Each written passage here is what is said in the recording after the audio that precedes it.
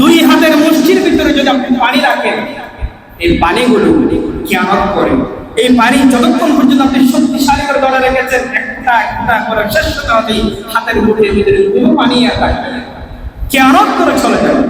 বাল তুসিরুনাল হায়াতাদ দুনিয়া, এই দুনিয়াটা হচ্ছে টিকসই। অথচ এরপর তোমরা এত কিছু বোঝার পর, এত কিছু বলার পর সে রবকে বাদ দিয়ে তোমরা ভিন্ন ভিন্ন রবের প্রতি উপাসনা করো। হযরত ইব্রাহিম আলাইহিস সালামের কথাটা খুব মনে পড়ে গেল। আল্লাহ তাআলা যে যুবাবা মাসির উদাহরণ দিয়েছেন, তোমার রব, তোমরা যাদেরকে রব মানে আল্লাহকে বাদ দিয়ে তাদের রবের উপাসনা করো, সে রবটা একটা মাসিও জানাইতে পারবে না। হযরত ইব্রাহিম আলাইহিস সালাম তিনি তার অঞ্চলে বসবাসরত অবস্থায় তার আত্মীয়স্বজন, পাড়া প্রতিবেশী সবাই মিলে বছরের একটা দিন তাদের বড় বড় রবের ইবাদত করতে যায় আল্লাহকে বাদ দিয়ে। ইব্রাহিম আলাইহিস সালামকে ডাক দিলেন, তুমিও চলো আমাদের সাথে, ওই যে অমুক এলাকায় অমুক মাঠে আজকে আমাদের বড় খোদা, বড় রবের ইবাদত করবে, চলো আমাদের সাথে। ইব্রাহিম আলাইহিস সালাম বললেন, সকিব, আমি অসুস্থ। কেমন অসুস্থ জানেন নাকি? তার মানসিকতা, ওই যে যতগুলো অসুস্থ ব্যক্তি মানসিক সমস্যার কারণে, যিনি আকাশ দিয়েছেন, যিনি জমিন দিয়েছেন, যিনি চাঁদ দিলেন, যিনি সূর্য দিলেন, যিনি তাকে সৃষ্টি করেছেন, সেই রবকে বাদ দিয়া অন্যান্য রবের ইবাদত করার জন্য যাই। হযরত ইব্রাহিম আলাইহিস সালাম বোঝাতে যাচ্ছেন, তোমরা যেই ধরনের মানসিক সমস্যায় ভুগতেছো, আমি তো সেই মানসিক রোগী নই, তোমাদের মতো আমি নই। ইব্রাহিম আলাইহিস সালাম তিনি এমন অবস্থান করলেন, তারা যখন চলে গেল, ইব্রাহিম আলাইহিস সালাম তাদের তৈরিকৃত সমস্ত মূর্তির সামনে গেলেন, একটা হাতে কোড়াল নিয়ে গেলেন, মূর্তিগুলোকে জিজ্ঞেস করলো, মূর্তিগুলো তোমাদের রব, তোমাদের ইবাদত করে, আমাদের অমুক অমুক আমার আত্মীয় স্বজনরা তোমার ইবাদত করে, দেখি তুমি আমাকে কোনো ধরনের বাধা দিতে পারে কিনা। একটা কোড়াল নিয়ে একটা মূর্তির গায়ে আঘাত করে মূর্তিটা ভেঙে তছনছ হয়ে যায়, নিজেকে বাঁচাইতে পারে না। এভাবে করে দেখতে দেখতে দেখতে সমস্ত মূর্তিগুলোর গায়ে একটা একটা বাড়ি দিল, মূর্তিগুলো হাত ভাঙা পা ভাঙা হয়ে গেল। তারা তাদের রব মানে সেই একটা রব নিজেদেরকে বাঁচাইতে পারে নাই। এবার বড় জাতের যে খোদা, বড় রব, সেই বড় মূর্তির গায়ের উপরে কোড়ালটা রেখে দিল। তারা যখন ফিরে আসলো, বললো, আমাদের এই মূর্তিগুলো কে ভেঙেছে? কেন ইব্রাহিম ছাড়া তার কেউ ছিল না।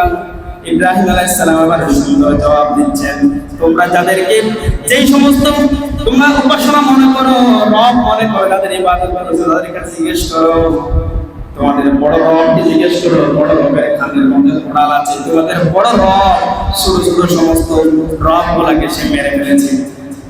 তারা আবার উত্তর দিল, আমাদের রবগুলো তো কথা বলতে পারে না, চলতে পারে না, ফিরতে পারে না, নিজেকে বাঁচাইতে পারে না। ইব্রাহিম আলাইহিস সালাম সুন্দর করে উত্তর দিচ্ছেন, তোমাদের রব যদি নিজেকে বাঁচাইতে না পারে, তোমাদেরকে সেই কিভাবে করে বাঁচাবে? ঠিক না? আজকে আমাদের চোখে শয়তান ধুলা দিয়ে বসেছে, যাদেরকে আমরা ক্ষমতাশীল, অর্থশীল মনে করি, একটি পর্যায়ে কিন্তু তারা নিজেদেরকেও বাঁচাতে পারে না। তাহলে আমরা তাদেরকে কেন রব হিসেবে মনে করি? সুতরাং এখান থেকে এই বিষয়টা আমাদের জানা দরকার। আমরা ক্ষমতার সর্বোচ্চ ক্ষমতা যাকে মনে করবো, যিনি আমাদেরকে সৃষ্টি করেছেন, তিনি কে? আল্লাহ। আমরা সেই রবের ইবাদত করি। আল্লাহ পাক রব্বুল আলামিন নিজেই জানিয়ে দিচ্ছেন, তারা ওই যে তারা আল্লাহকে বাদ দিয়া অন্যান্য রবের উপাসনা করে। তারা মনে করে আল্লাহ তাআলা তিনি একজন আছেন, তিনি হুকুমদাতা, তিনি আইনদাতা, কিন্তু তারা ওই রবকে খুশি করার জন্য ভিন্ন ভিন্ন রবের কি করে? ইবাদত করে। তারা মনে করে আল্লাহ একজন আছেন, আবার তার অনুসারী কিছু রব আছে। এরকম যাদের মানসিকতা আছে, আল্লাহর পাশার জন্য কাউকে যাদেরকে সমকক্ষ মনে করে, শিরকিয়াত করে, অংশীদার করে, আল্লাহ তাদেরকে চোখ আঙ্গুল দিয়ে দেখাচ্ছেন, বান্দা তোমরা এক আল্লাহর ক্ষমতার পাশাপাশি যাদেরকে ক্ষমতাশীল মনে করো। যদি পৃথিবীতে এরকম হতো, আল্লাহর পাশাপাশি আরো যদি কোনো রব থাকতো, তাহলে পৃথিবীটা কেমন হতো? একজন রব বলতো, সূর্য দীর্ঘদিন ধরে পূর্ব দিক থেকে উঠতেছে, আমরা একটু পশ্চিম দিকে উঠাবো।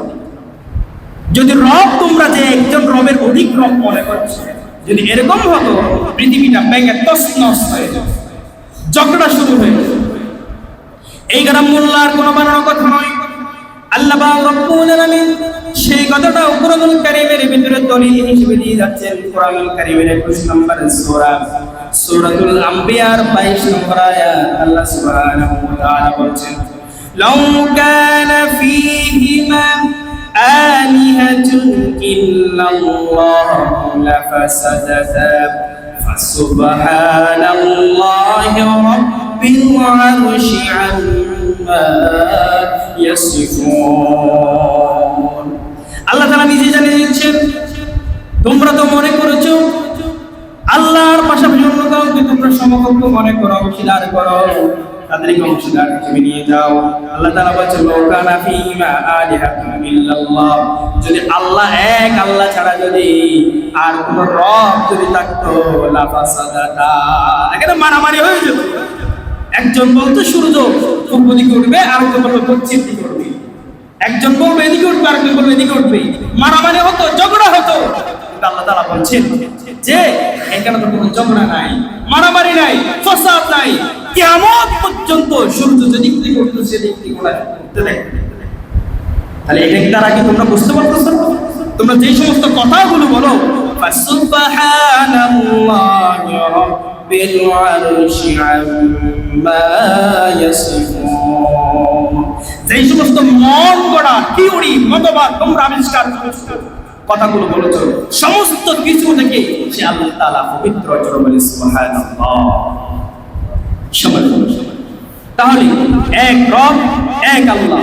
আল্লাহ তাআলা বলছেন, এত কিছু জানার পর তোমরা আজকে অমুকের থিওরি, অমুকের আদর্শ, অমুকের মতবাদ, অমুকের মতবাদ তোমরা গ্রহণ করো কেন? তুমি যদি ইমানদার হও, মুসলমান যদি দাবি করো, শুধু নামে মাত্র মুসলমান হলে হবে? তোমাদের দায়িত্ব কি, রেসপন্সিবিলিটি কি, ইমানদারের বৈশিষ্ট্য কি? ইমানদারের বৈশিষ্ট্য হচ্ছে আল্লাহর জমিনে আল্লাহর দ্বীন বাস্তবায়ন করা। ইমানদারের বৈশিষ্ট্য হচ্ছে যিনি সৃষ্টি করেছেন তার আইন মানতে হবে। ইমানদারের বৈশিষ্ট্য হচ্ছে আমাকে যিনি পৃথিবীর জমিনে পাঠালেন তার হুকুম, তার আইন মানতে হবে। আজকে আমরা অমুকের আদর্শ, তমুকের আদর্শ, অমুকের চরিত্র, তমুকের চরিত্র গ্রহণ করে নিজেকে আরো বড় ধরনের ফ্রডফুল দাবি করে আমি অমুকের আদর্শ। যার আদর্শ তুমি বলছো তিনি কি পৃথিবীর জমিনে আছে? তার ক্ষমতা কি চিরদিন থাকতে পারে? ব্রেনকে প্রশ্ন করে, নিজের মেজাজকে প্রশ্ন করে, আমি কোন পথে আছি। এগুলা মানুষের মন গড়া মতবাদ, থিওরি নয়। আল্লাহ তাআলা নিজেই বলেছেন কোরআনুল কারীমের 7 নম্বর সূরা সূরাতুল আরাফের 54 নম্বর আয়াত আল্লাহ তাআলা বলেছেন, সৃষ্টি যার, আইন চলবে তার। আলা লাহুল খালকু ওয়াল আমরু তাবারাকাল্লাহু রাব্বুল আলামিন। ও বান্দা, তোমাকে শয়তান পেয়েছে, ওয়াসওয়াসায় তোমাকে পেয়েছে, তোমার ব্রেনটাকে শয়তান শেষ করে দিয়েছে। এজন্য তুমি আব্দুর রহিমের ছেলে আব্দুল করিম মুসলমান তোমার নাম, মুসলমান তোমার পরিচয়, আইডি কার্ডে, বার্থ সার্টিফিকেটে তুমি মুসলমান পরিচয় দিয়েছো, ধর্ম ইসলাম বলে তুমি গ্রহণ করেছো।